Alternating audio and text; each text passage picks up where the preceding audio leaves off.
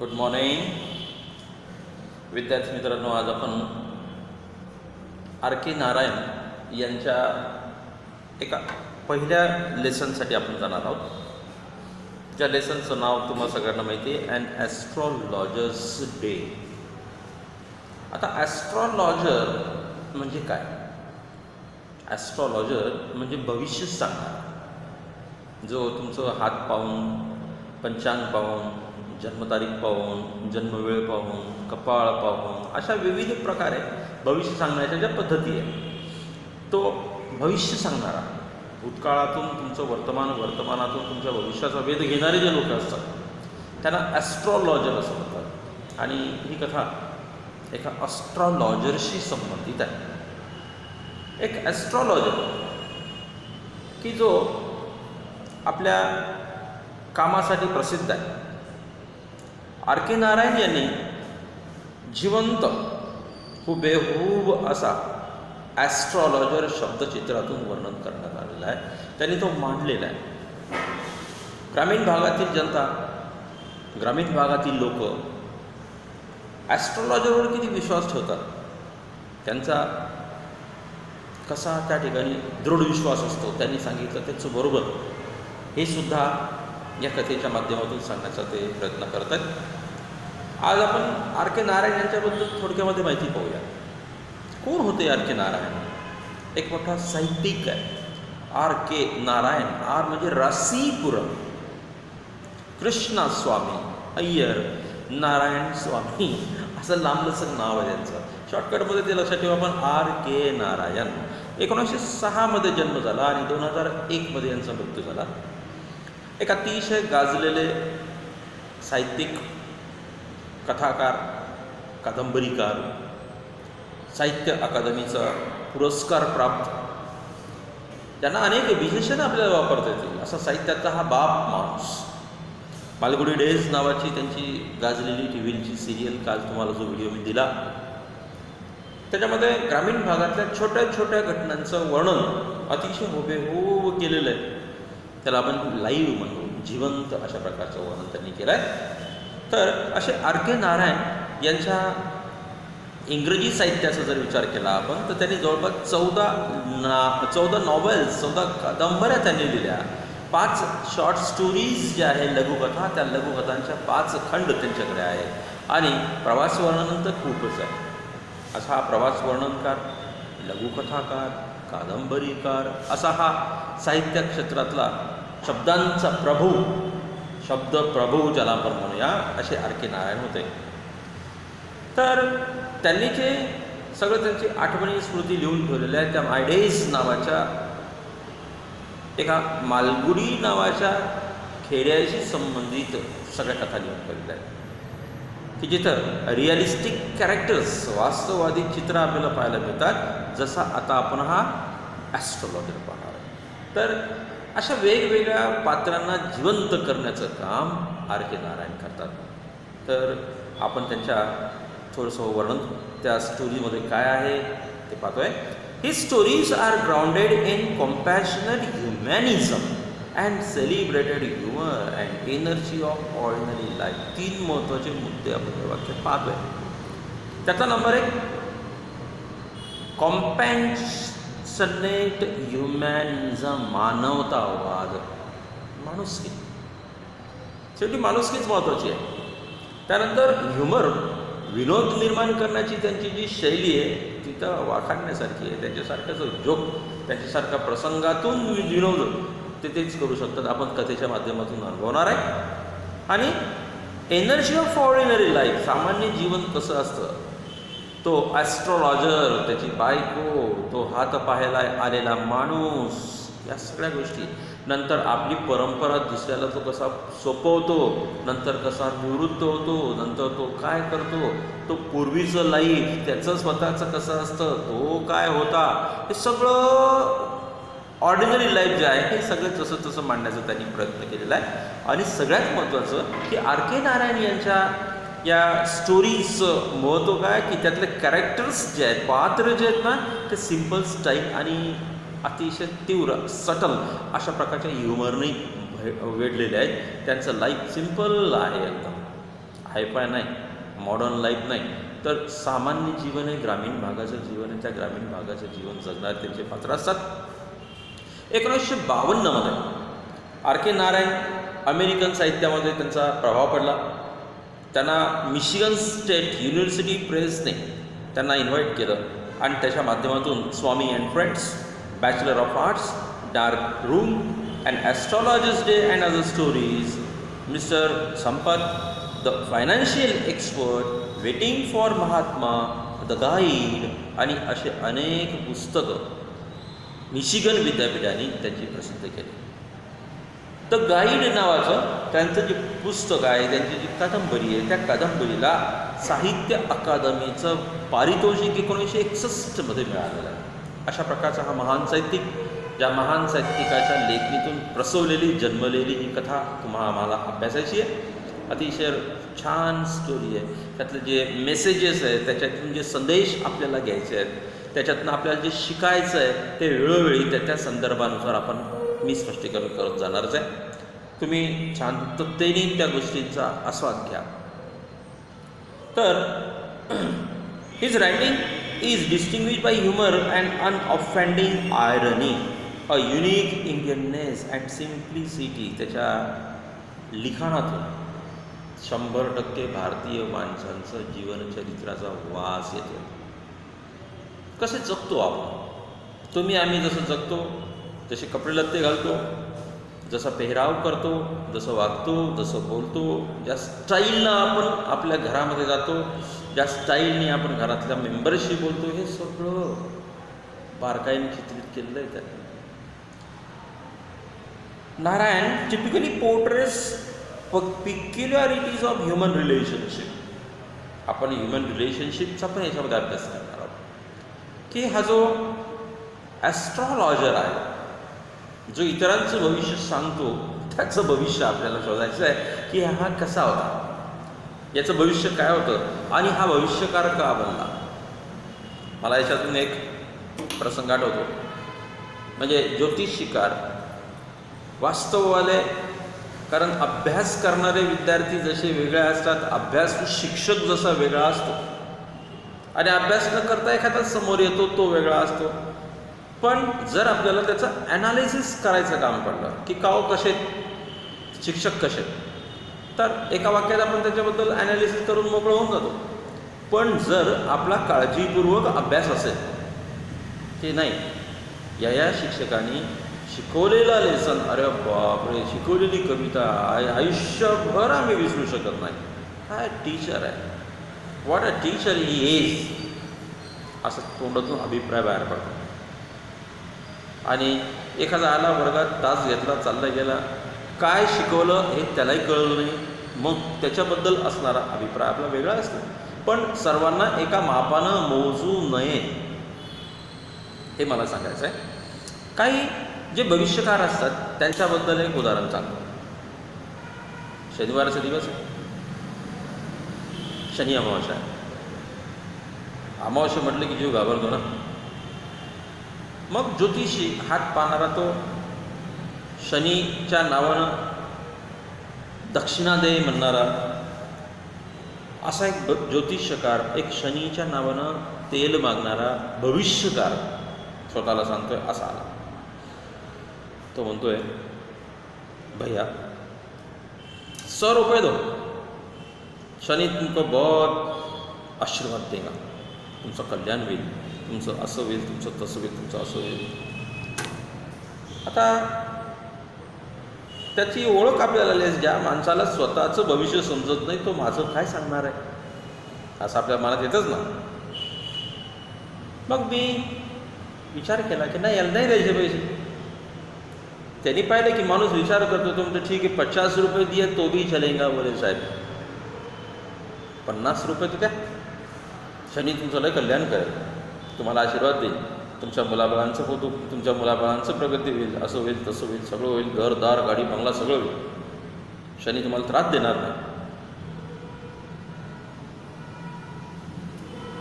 50 नाही, 50 रुपये कशाला म्हणतात, जो कष्ट करतो त्याला माहिती आहे 50 रुपये कशाला म्हणतात. 50 रुपयासाठी काय काम करावं लागतं माहिती आहे. त्याच्या लक्षात आलं की हा माणूस 50ही देत नाही, कमीत कमी 10 तर द्या म्हणे. अरे त्याला सांगितलं, भाऊ माझ्या खिशात रुपया नाही रे, तू 50 आणि 100 आणि 10 रुपये मागून राहिला. तो त्याचं उत्तर असं होतं मित्रांनो, अरे तुम्हारे खिसे में अगर पैसे नहीं तो तुम्हारा शनि क्या बिगाड़ेगा, शनि तुम्हारा कुछ भी नहीं बिगाड़ सकता. याचा अर्थ असा की ज्योतिष सांगणारे, स्वतःला ज्योतिषी म्हणून घेणारे विना अभ्यासाचे लोक, त्यांच्याबद्दल आपलं मत असं बनतं. परंतु काही जाणकार ज्यांचा खगोलशास्त्राचा अभ्यास आहे, गणितशास्त्रांचा अभ्यास आहे आणि जे ज्योतिषशास्त्र म्हणून अभ्यास करतात आणि त्याचं मार्गदर्शन करतात, असे लोक आहेत ना जगात. त्यांना 1000-1000, 2,000, 5,000 रुपये देऊन सुद्धा लोक त्यांच्याकडून ज्ञान मिळवतात ना. म्हणजे ज्योतिषशास्त्र हे शास्त्र जर ज्या माणसाने अभ्यासला असेल, तो आपल्याला जर त्या माध्यमातून मार्गदर्शन करत असेल तर ते उत्तमच आहे. जसं व्याकरण हे शास्त्र आहे, जर मी व्याकरणाचा अभ्यास न करता तुम्हाला व्याकरण शिकवतोय, तर वाक्याचा काळ जर मी तुम्हाला योग्य सांगू शकत नसेल तर तुमचाही काळ बदलणार नाही ना. म्हणून सायन्स आहे, ज्योतिष हे शास्त्र आहे, त्याचा अभ्यास करून जर एखाद्या व्यक्तीने मार्गदर्शन केलं तर ते मार्गदर्शन जीवनासाठी नक्कीच उपयुक्त ठरतं. पण असं जर रस्त्यावर येणारा एखादा माणूस असेल आणि चेहरा पाहून सांगत असेल की साहेब तुमचं असं घर आहे, तसं बंगला आहे, अशी गाडी आहे. आता काय नोकरीवाला माणूस आहे, त्याला माहिती आहे की नोकरीवाल्याला कर्ज भेटतो, तो घर बांधतो, हाऊस आहे, गाडीची गाडी घेतो, या 2 गोष्टी कॉमन आहे. मग तो हात पाहतो, हातावरचे गट्टे वगैरे, हातावरच्या खुणा पाहून म्हणतो साहेब तुमचं लय चांगलं आहे. ठरलेलं वाक्य असतं. तुम्ही सगळं नीटनेटकं करतात, सगळं तुमचं काम बिलकुल असं शेवटावर जातं आणि तिथून सगळं बिघडतं. तुम्ही लोकांना मदत करतात, पण तुमच्यावर जेव्हा वेळ येते तेव्हा कोण तुम्हाला मदत करत नाही. असे कॉमन ठरलेली जी वाक्य आहे ती वाक्य पाठ झालेली आपली सगळ्यांची. असे ज्योतिषी, असे भविष्यकार ज्यांना स्वतःचं भविष्य माहीत नाही, ते काही इतरांचं भविष्य सांगणार आहे, असा भविष्यकार याच्यातून निर्माण केलेलं आहे. त्याचं भविष्य त्यालाच माहिती आहे आणि त्याचं वर्तमान त्याला माहिती आहे आणि त्याचा भूतकाळ पण त्यालाच माहिती आहे. तर अशा प्रकारचा कॅरेक्टर, जिवंतपणा निर्माण करण्याचं काम आर के नारायण यांनी केलेलं आहे. तर त्यांची लिहिण्याची जी स्टाईल आहे, ही style is graceful, marked by genial humour, elegance and simplicity. हे झालं आपल्या त्या नारायणबद्दल आणि त्या कथेच्या पार्श्वभूमीबद्दल थोडक्यात. आता आपण ते कसं लिहिलेलं आहे, कसं कॅरेक्टर तयार केलेलं आहे, कशा पद्धतीनं तो व्यक्ती आपल्यासमोर उभा करण्याचा प्रयत्न केलेला आहे ते पाहूया. ठरलेली वेळ असते प्रत्येकाची, दुकान उघडण्याची, शाळा उघडण्याची, भिकारी रस्त्यावर बसण्याची सुद्धा प्रत्येकाची आपली ठरलेली वेळ असते, ठरलेली जागा असते. त्या ठरलेल्या वेळेवर आणि ठरलेल्या जागेवर त्या वेळेला ते लोक येतात, आपला धंदा सुरू करतात. जसा एखादा भिकारी असतो, व्यावसायिक भिकारी, त्याच्या जागेवर येतो, चटई पट्टी काय असेल ते टाकतो, त्या पट्टीवर चिल्लर टाकून ठेवतो. 50 पैसे, रुपया, 2 रुपये, 5 रुपये, 10 रुपये असे. तर का? कारण येणाऱ्या जाणाऱ्यांना दिसलं पाहिजे की याला पैसे कोणीतरी दिलेले आहे, याला पैसे टाकलेले आहे, आपणही टाकलं पाहिजे, भिकारी आहे हा. हुशार असतात, धंदेवाले असतात ते असे. तर असा अतिशय प्रोफेशनल, व्यावसायिक अशा प्रकारचा हा ॲस्ट्रॉलॉजर त्याच्या ठरलेल्या वेळेवर, ठरलेल्या जागेवर येऊन बसतो. त्याचं वर्णन कसं केलं आहे, तो किती वाजता येतो, मिड डेला येतो, सकाळी सकाळी येत नाही. सकाळी सकाळी या ज्योतिषाचा धंदा कसा चालणार हो? लोक तो बाहेर यायला पाहिजे, गावात यायला पाहिजे. लोकांच्या समस्या असतील तर काही सकाळी 7 वाजता ज्योतिषाच्या दारात जाणार नाही किंवा त्याला शोधायला जाणार नाही. म्हणून punctually at mid day he open his bag. Mid डेला आपली बॅग नेहमीप्रमाणे उघडली and spread out his professional equipments. जसं प्रत्येकाच्या व्यवसायासाठी लागणारे काही इन्स्ट्रुमेंट असतात, इक्विपमेंट्स असतात. टीचर म्हटलं की फळा आणि खडू, पुस्तक कंपल्सरी, डस्टर आवश्यक, किराणा दुकानदार, किराणाचं सामान, टेबल, चेअर, तराजू सगळं लागतं ना. तसं त्याचे पण त्याच्या व्यवसायासाठी लागणारे काही इक्विपमेंट्स आहे ते कोणते आहे? विच कन्सिस्टेड ऑफ म्हणजे समावेशच नाही. अ डझन कवडी शेल्स, कवडी आहे. कवडी म्हणजेच कवड्या एक डझनभर पडलेल्या. A square of peace of cloth, चौकोनी कापड, with obscure mystic charts on it, त्या चौकोनी कापडावर वेगवेगळे चार्ट्स करून ठेवलेले आहे. हाताच्या रेषा काढलेल्या आहे, चौकटी काढलेल्या आहे, पंचांग काढलेलं आहे, घरदारं केलेले आहे, अशा प्रकारची रचना करून ठेवलेली आहे. Square piece of cloth with obscure mystic charts on it. जोपर्यंत एखादा व्यावसायिक त्याच्या इन्स्ट्रुमेंटबद्दल, त्याच्या इक्विपमेंटबद्दल कुतूहल निर्माण करत नाही, जिज्ञासा निर्माण करत नाही, तोपर्यंत त्याच्या व्यवसायाला गांभीर्य निर्माण होत नाही. आलं लक्षात? तर तसंच त्यांनी सगळं आणलेलं आहे. A notebook and bundle of palm tree writing, पामची जी पानं आहेत त्याच्यावर लिहिलेली काही आहेत. पूर्वी अशा ॲस्ट्रॉलॉजरजवळ एक पोपट पण राहायचा पिंजऱ्यातला. तो पिंजऱ्यातला पोपट काय करायचा माहिती आहे? जो कोणी गिराईक आला हात पायला, मग तो त्याला सांगायचा, हे बाहेर ये, याचं काढ. मग ते 10-12 कार्ड असं ते त्यापैकी कोणतं तरी एक तो चोचेने घ्यायचा, खाली टाकायचा आणि आतमध्ये पिंजऱ्यात निघून जायचं. पाहिला आहे तुमच्यापैकी कोणी? कारण आता असे व्यवसाय मिळलेले आहेत. कारण जर तुम्हाला भविष्य जरी पाहिजे असेल तर वर्तमानपत्रात आहे, साप्ताहिकमध्ये आहे, रोज मोबाईलवर आहे, टी व्हीनं तर धुमाकूळ केलं आहे, सकाळी त्याशिवाय काहीच नसते, असं सगळं आहे. तर अशा सगळ्या इन्स्ट्रुमेंट त्याच्या होत्या. आता हे झालं, त्याच्यासोबत काय काय आहे ते. आता त्याचं वर्णन कसं केलं? आता त्याच्या व्यवसायाचं वर्णन केलं, कारण आपल्याला लेसनचं नावच आहे ॲस्ट्रॉलॉजर्स डे. त्याचा दिवस कसा सुरू होतो तो त्यांनी काय काय आणलेला आहे सोबत. ते हिज फोरहेड, मी तुम्हाला व्हिडिओ टाकला होता, फोटो पण टाकले होते, त्याच्यामध्ये कपाळावर त्याच्या मस्तपैकी भस्म लावलेलं आहे. आता भस्म म्हणजे काय? चुल्यातली राख होती, त्याच्या अगरबत्तीची राख असेल, अजून काय असेल, हाताला लावलं, इकडे लावलं, तिकडे लावलं की लगेच मेकअप केला की माणसाचा प्रभाव पडायला सुरुवात होते. आणि हा प्रभाव पाहिल्यानंतर समोरचा प्रभावित होतो आणि याला संमोहन असं म्हणतात. समोरच्या व्यक्तीला आपल्या ताब्यात घ्यायचं, त्याचा मेंदू आपल्या ताब्यात घ्यायचा, म्हणजे आपण जे सांगू तेच बरोबर असं तो नेहमी म्हणणार. याला वातावरण निर्मिती असं म्हणतात. ते कपाळाला काय केलं ते पहा. His forehead was resplendent with sacred ash. Resplendent म्हणजे लावून ठेवलेलं आहे, ब्राईट अशा प्रकारची ॲश आहे, राख आहे, and vermilion. And his eyes sparkled with sharp abnormal gleam. डोळ्यामध्ये एक वेगळ्या प्रकारची चमक आहे. कारण जे लोक धंदा करतात, यशस्वी धंदा करतात, त्यांच्या नजरेमध्ये एक विशिष्ट प्रकारची ताकद असते. समोरचा नाहीच म्हणू शकत नाही, त्यानं नाही म्हणूच नाही, अशा प्रकारचं त्याच्या डोळ्याचं वर्णन आहे. त्या डोळ्याकडे पाहिलं, व्यवसाय झाला, यशस्वी झाला, असं इम्प्रेसिव्ह, कॉन्फिडंट अशा प्रकारची नजर आहे त्याची, की ज्या नजरेने समोरचा माणूस घायल होऊन जातो. त्याच्या डोळ्यात डोळे टाकल्याबरोबर तो माणूस हिप्नॉटाइज्ड होतो, संमोहित होतो आणि याचं काम सुरू होतं. कारण माणूस संमोहित झाला की त्याच्या चेहऱ्यावर सगळ्या गोष्टी आपोआप यायला लागतात आणि मग ते हा सांगतो. Which was really an outcome, म्हणजे चेहऱ्यावरचा कॉन्फिडन्स, त्याच्यामुळे आउटकमचा result of a continual searching look for customers.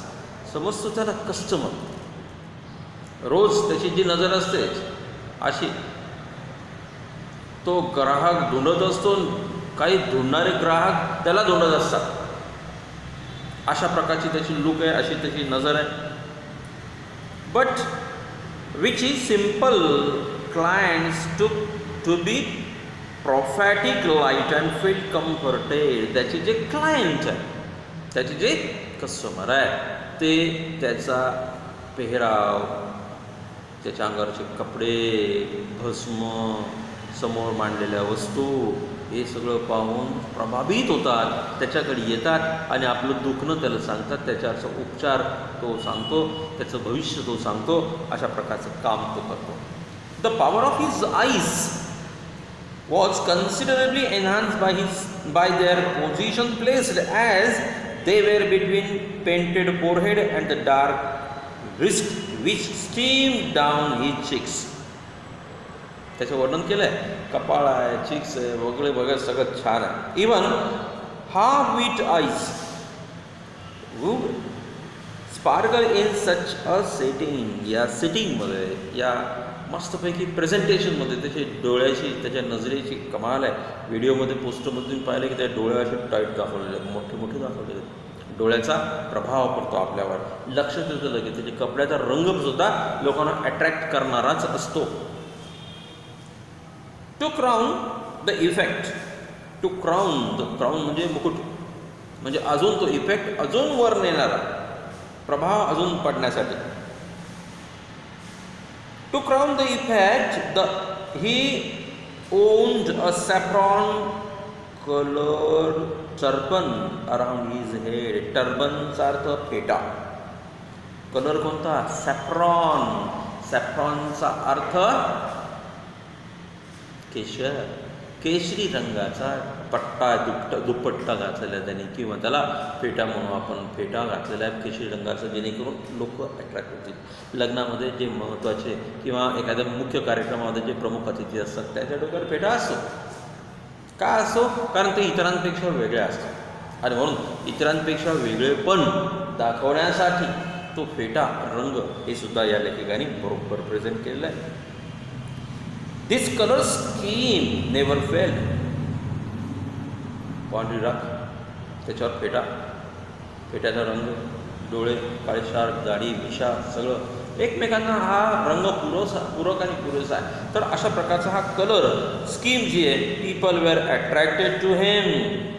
लोक त्याच्याकडे कसे अट्रॅक्ट होतात? जणू काही as bees are attracted to cosmos or dahlia stalks. जसं एखाद्या सुंदर फुलात ज्याच्यातमध्ये मध असतो, त्या मधमाशा जशा अट्रॅक्ट होतात त्याच्यातनं मध घेण्यासाठी, तसं या ॲस्ट्रॉलॉजरच्या रंगाच्या वेशभूषेकडे लोक पण अट्रॅक्ट होतात, त्याच्याकडे येतात. He sat under the book of spreading tamarind tree which flank a path running through the town hall park. Tamarind tree आहे, चिंचेचं झाड आहे, गर्द सावली आहे, त्या सावलीमध्ये आपलं दुकान लावतो हा. It was a remarkable place in many ways. आणि ही जागा अतिशय रिमार्केबल आहे. या रिमार्केबल जागेपर्यंत आपण थांबणार आहोत. पार्ट नंबर 2वर आपण थांबलो आहे. पुढचा पार्ट आपण पुढच्या आपल्या व्हिडिओमध्ये टाकणार आहोत.